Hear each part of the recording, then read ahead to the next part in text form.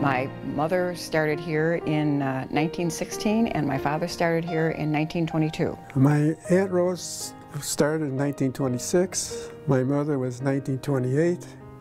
My Aunt Agatha was 1932 and my Uncle Frank Paff was 1934. I also met my husband. He started in first grade with me, and we were one of the few classes that had were one of the few very large classes. We had 43 in our class when we graduated. My family moved to Downers Grove in 1951, and so I started 5th grade here. Class of 1960, and I went to first grade right over there. I played basketball at St. Joe's. I played volleyball at St. Joe's. I had Miss Malib. And I had Miss Cafu.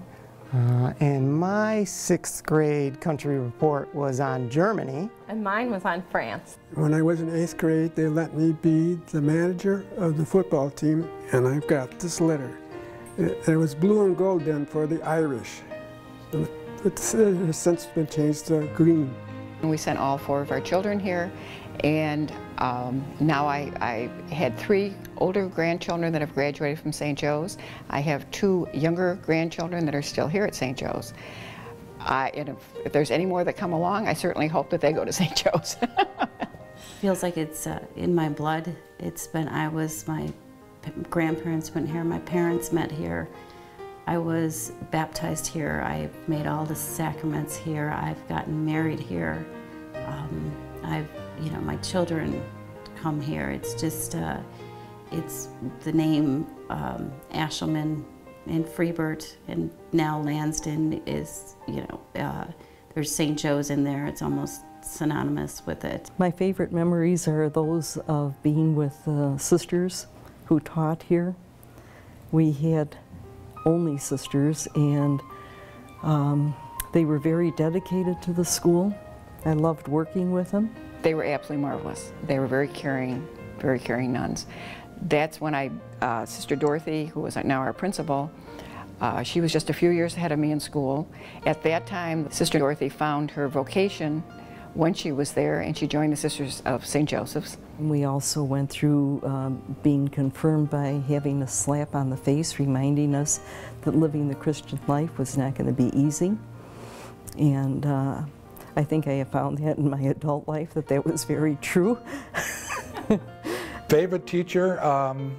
Probably Sister Adrienne Marie, our principal in 8th grade. Everybody loved her. She was strict, but she was very intuitive into the kids and what kids were at 8th grade and what our needs were and how we wanted to become individuals. We were all developing and developing our personality then.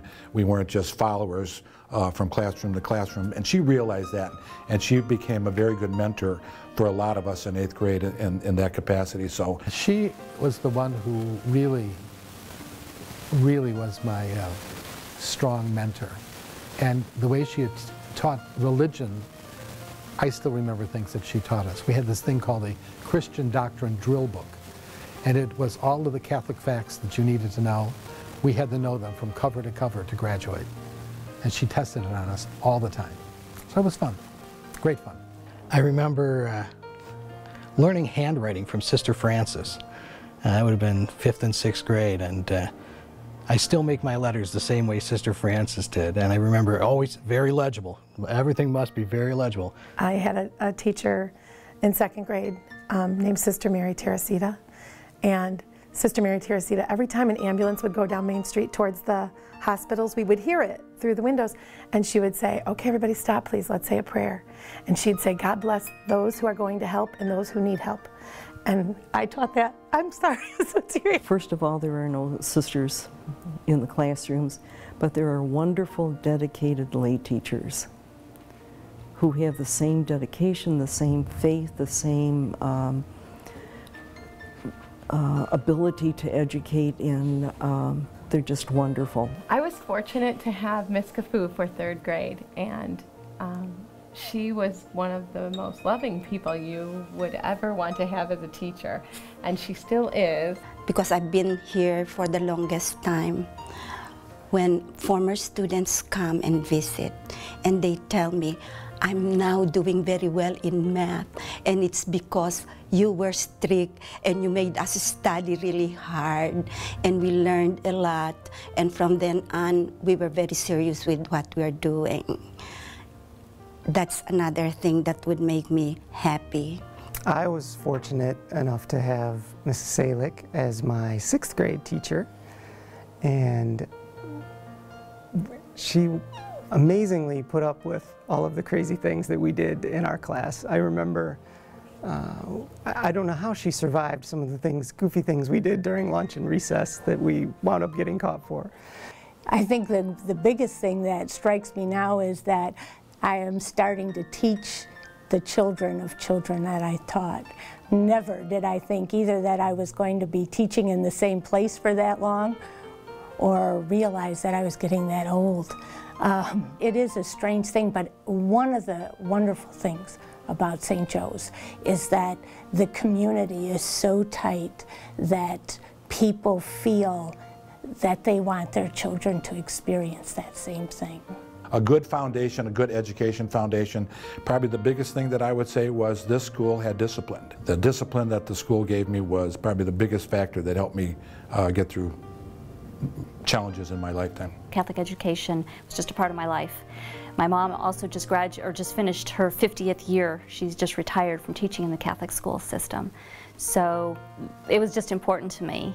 And just I think the morals that are taught, the values that are taught, the discipline that's taught in the in the Catholic school versus the public schools. The diocese has just gone through a major study of schools, and it still seems from the results of that study that people truly believe that there is a need for Catholic education. We feel that atmosphere that they get is a celebration of their faith. And so it's more than just the basics of reading, writing, and arithmetic, which our people do extremely well. When you look at our testing programs, we do extremely well.